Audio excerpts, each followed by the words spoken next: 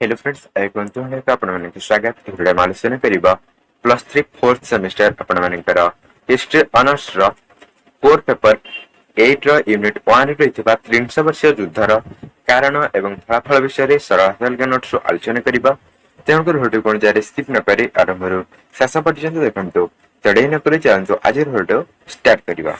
तो प्रश्न रही 300 वर्षीय युद्धर कारण और फलाफल संपर्क में आलोचना कर। तो प्रथम आपण लिखबे इंट्रोडक्शन बा उपक्रम। इंट्रोडक्शन लिखबे सप्तदश शताब्दी प्राक पर्याय संगठित होइतबा 300 वर्षीय युद्ध समग्र यूरोपीय इतिहास रे एक उल्लेखनीय घटना भाव में परिचित। षोडश शताब्दी घटिथिबा धर्म संस्कार आंदोलन यूरोपीय धर्म क्षेत्र में अनेक परिवर्तन आनिथिला। यह द्वारा समाज रु किछि मात्रा रे कुसंस्कार एवं अंधविश्वास दूर होइथिला। एही समय रे धर्म मध्य कलह मध्य लागि रहिथिला जाकी प्रोटेस्टेंट एवं कैथोलिक मानक मध्य रे। एथिपाई षोडश शताब्दी रे जर्मनी रे मार्टिन लूथर धर्म संस्कार आंदोलन करिथिले जाकु कि अगस्टबर्ग शांति चुक्ति द्वारा बंद होई जाइथिला। कैथोलिक माने समाज रे समस्त सुविधा सुजोग भोग करथिबा बेले प्रोटेस्टेंट माने सेथिरो वंचित होइथिले। एथिपाई 1618 रु 1648 मसिया मध्य रे उभय कैथोलिक एवं प्रोटेस्टेंट मानक मध्य 30 वर्ष धरी युद्ध होइथिला। एही युद्ध रे यूरोप रो अनेक राष्ट्र यथा Germany, Spain, Denmark, Austria, France, Holland इत्यादि अंशग्रहण करथिले। जेतु एही युद्ध 30 वर्ष धरी चलीथिला तेणु करी एहाकू 300 वर्षीय युद्ध नाम रे अभिहित करा जायथाय।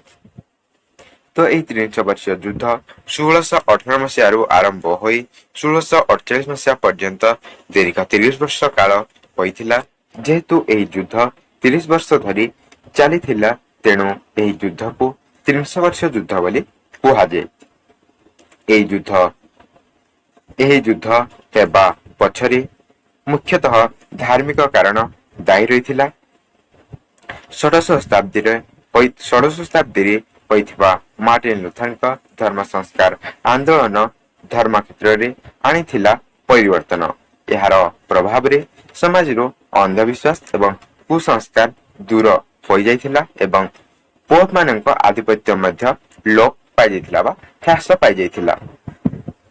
सप्तदश शताब्दी प्रारंभ रे प्रथम पर्याय धर्म मध्य अर्थात प्रोटेस्टेंट एवं कैथोलिक मानक मध्य कलह सृष्टि हेबारु यह 30 वर्षीय युद्धर रूप नेला और मार्टिन लूथर धर्म संस्कार आंदोलन फल कैथोलिक मानक विरोध रे जो दमनमूलक नीति सृष्टि होइथिला ताकू समाप्त करिया